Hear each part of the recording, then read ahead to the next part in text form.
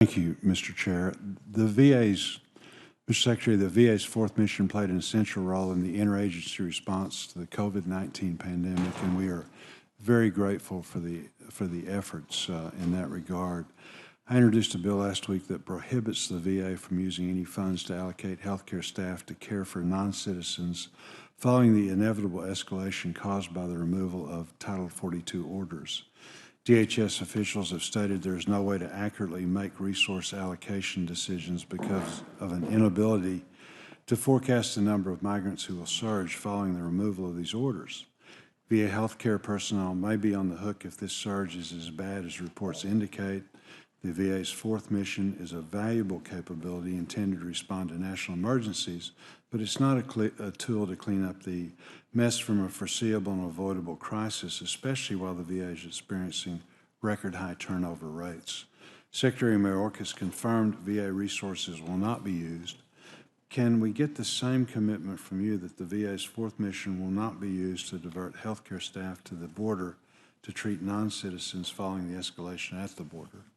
You have my confirmation on that, and you have my commitment on that. Well, thank you very much, and again, congratulations on the VA doing such a great job in that regard during the pandemic.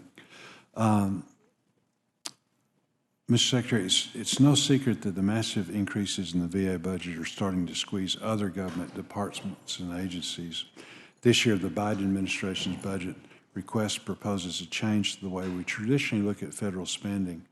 It proposes we maintain the well-known defense and non-defense discretionary categories, but that we add a new category for veterans' medical care.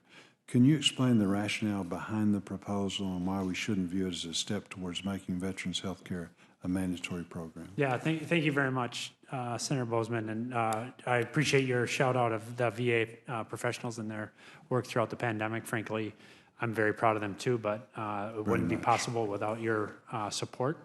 And you've just gotten us a very generous omnibus and importantly the RAISE Act, which will help us invest in nurses, which is a crisis in Arkansas, in West Virginia, in Rhode Island. We just have to get more competitive in keeping our nurses.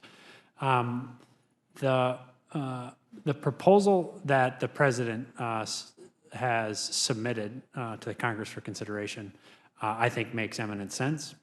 One, it pulls out VA healthcare investments into its own category, like Congress decided, many years ago to do with defense, underscoring its critical importance to the national interest. So one, pulling it out, underscores its importance.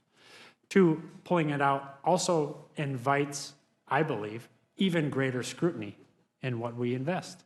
And we're ready for that scrutiny because we are growing at the rates that you've just talked through and in your opening statement.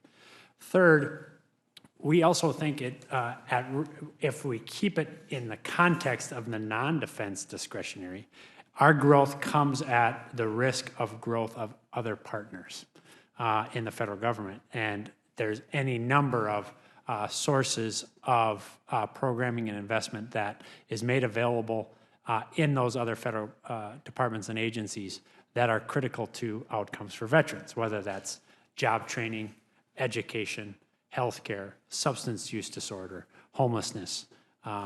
So that's the third point, which is we want to make sure that we can continue to provide all of government support for our veterans.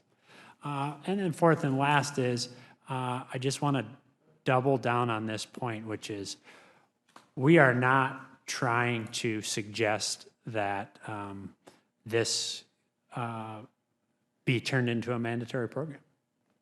What we're trying to say is let's pull this out. Let's make sure it doesn't come at the expense of other important programs vital to veterans. And let's make sure that we're subject to the scrutiny that will come with that. Very good. Thank you.